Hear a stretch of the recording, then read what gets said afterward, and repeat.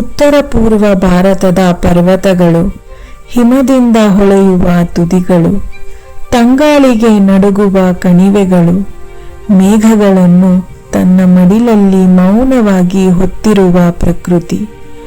ಈ ಪರ್ವತಗಳ ಸೌಂದರ್ಯ ಕೇವಲ ದೃಶ್ಯವಲ್ಲ, ಅದು ಮನಸ್ಸಿಗೆ ತಂಪು ನೀಡುತ್ತಿರುವ ಶುದ್ಧ ಶಾಂತಿ. ಇಲ್ಲಿ ಪ್ರತಿಯೊಂದು ನೋಟವೂ ಪ್ರಕೃತಿಯ ಹೊಸ ಅದ್ಭುತವನ್ನು ತೆರೆದು ತೋರಿಸುತ್ತದೆ. ಈ ಸೌಂದರ್ಯದ ಹಿಂದೆ ಅಡಗಿರುವ ಸ್ಥಳ ಲಾಚುಂಗ್.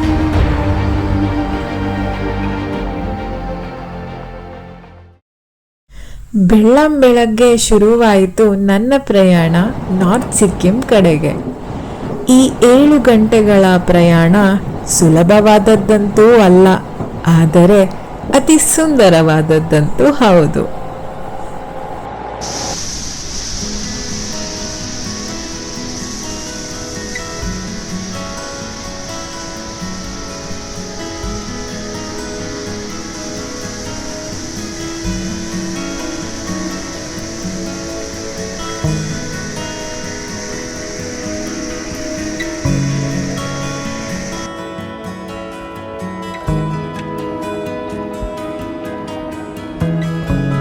ಮಳೆರಾಯ ನಮಗೆ ಕಂಪನಿ ಕೊಡ್ತಾ ಹೋದ, ಆದ್ರೆ ಅದರಿಂದ ನಮ್ಮ ಜರ್ನಿ ತುಂಬಾ ಕಠಿಣವಾಗ್ತಾ ಹೋಯಿತು.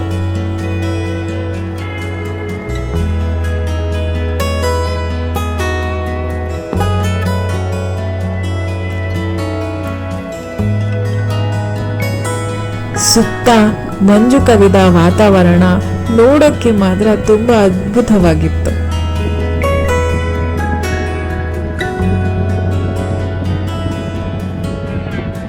ನೀವಿಲ್ಲಿ ನೋಡ್ತಿರೋದು 2023 ಅಕ್ಟೋಬರ್ನಲ್ಲಿ ಆದಂತಹ ಫ್ಲಾಶ್ ಫ್ಲಡ್ಸ್ನ ಆಫ್ಟರ್ ಎಫೆಕ್ಟ್.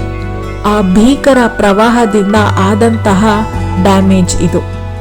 ಇದರಿಂದಾಗಿ ಮೊದಲಿದ್ದಂತಹ ನಾರ್ತ್ ಸಿಕ್ಕಿಂ ರೂಟ್ ಈಗ ಚೇಂಜ್ ಆಗಿದೆ, ರಸ್ತೆ ಬೇರೆಯಾಗಿದೆ.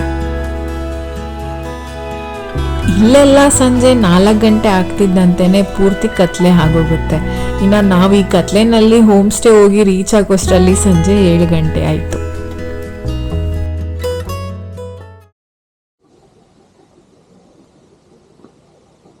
ಸೊ ಇದು ಲಾಚುಂಗ್ನಲ್ಲಿದ್ದೀನಿ. ನಾನು ಹಿಂದೆ ನೋಡ್ತಾ ಇದ್ದೀರಲ್ಲ, ಇದೇ ಹೋಮ್ ಸ್ಟೇ. ನಾನು ಹಿಂದೆಗಡೆ ನೋಡಿ ಸಖತ್ತಾಗಿದೆ ಅಲ್ಲ ವ್ಯೂ.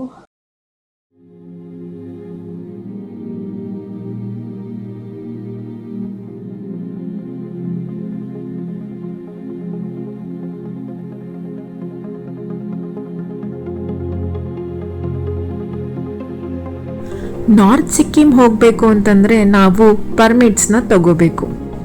ನಾನು ಟ್ರಿಪ್ ಮಾಡ್ತಿರೋದು eTripto.in ಅವ್ರ ಜೊತೆ. ಸೊ ಈ ಎಲ್ಲ ಪರ್ಮಿಟ್ಸ್ಗಳ ವ್ಯವಸ್ಥೆ ಅವರು ನನ್ನ ಹತ್ರ ಡೀಟೇಲ್ಸ್ ತಗೊಂಡು, ನನ್ನ IDs ತಗೊಂಡು ಎಲ್ಲ ಅವರೇ ಕಂಪ್ಲೀಟ್ ಪ್ರೋಸೆಸ್ನ ನೋಡಿಕೊಂಡ್ರು.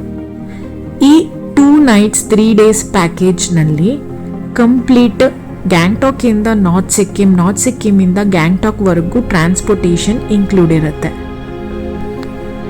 1 night ಲಾಚೆನ್, ಇನ್ನೊಂದು ನೈಟ್ ಲಾಚುಂಗ್ನಲ್ಲಿ ಸ್ಟೇ ಇರುತ್ತೆ. ಲಾಚೆನ್ನಲ್ಲಿ ಗುರುದೋಂಗ್ಮರ್ ಲೇಕ್ನ ಕವರ್ ಮಾಡ್ತಾರೆ, ಲಾಚುಂಗ್ನಲ್ಲಿ ಯಮ್ತಂಗ್ ವ್ಯಾಲಿನ ಕವರ್ ಮಾಡ್ತಾರೆ. ಇನ್ನು ಬೇರೆ ಯಾವುದಾದ್ರೂ ಲೊಕೇಶನ್ಸ್ಗೆ ಹೋಗಬೇಕು ಅಂತಂದರೆ, ಫಾರ್ ಎಕ್ಸಾಂಪಲ್ 0 ಪಾಯಿಂಟ್ ಅಲ್ಲಿಗೆ ಹೋಗಬೇಕು ಅಂತಂದರೆ per head extra 500 rupees charge ಮಾಡ್ತಾರೆ. ಈಗ ಸದ್ಯಕ್ಕೆ ಲಾಚೆನ್ನಲ್ಲಿ ಇರುವಂತಹ ಗುರುದೋಂಗ್ಮರ್ ಲೇಕ್ಗೆ ಹೋಗೋದಕ್ಕೆ ಸಾಧ್ಯ ಇಲ್ಲ, ರೋಡ್ಗಳು ಕ್ಲೋಸ್ ಆಗಿದೆ, BRO ಅವರ ಕೆಲಸ ನಡೀತಿದೆ. ಸೊ ಈ ವರ್ಷ ಪೂರ್ತಿನೂ ಲಾಚೆನ್ ಓಪನ್ ಇರೋದಿಲ್ಲ. ಈ ನನ್ನ ಈ 2 ನೈಟ್ಸೂ ಲಾಚುಂಗ್ನಲ್ಲೇ ಇರುತ್ತೆ. ಇನ್ನು ಈ ಪ್ಯಾಕೇಜ್ನಲ್ಲಿ ಕಂಪ್ಲೀಟ್ ಈ ಟ್ರಿಪ್ ಮುಗಿಯೋವರೆಗೂ ಬ್ರೇಕ್ಫಾಸ್ಟ್, ಲಂಚ್ ಹಾಗೂ ಡಿನ್ನರ್ ಇನ್ಕ್ಲೂಡ್ ಆಗಿರುತ್ತೆ.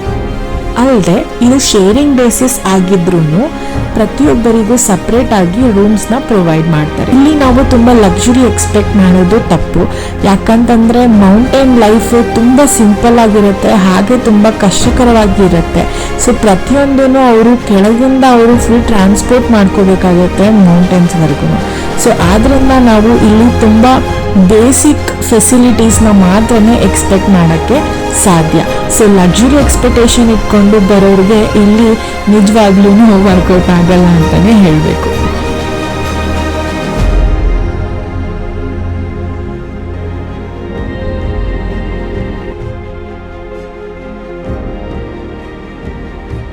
ಇನ್ನು ಈ ಪ್ಯಾಕೇಜ್ಗೆ ನಾನು ಪೇ ಮಾಡ್ತಿರೋದು ಶೇರಿಂಗ್ ಬೇಸಿಸ್ಗೆ 4,500 ರೂಪಾಯಿ.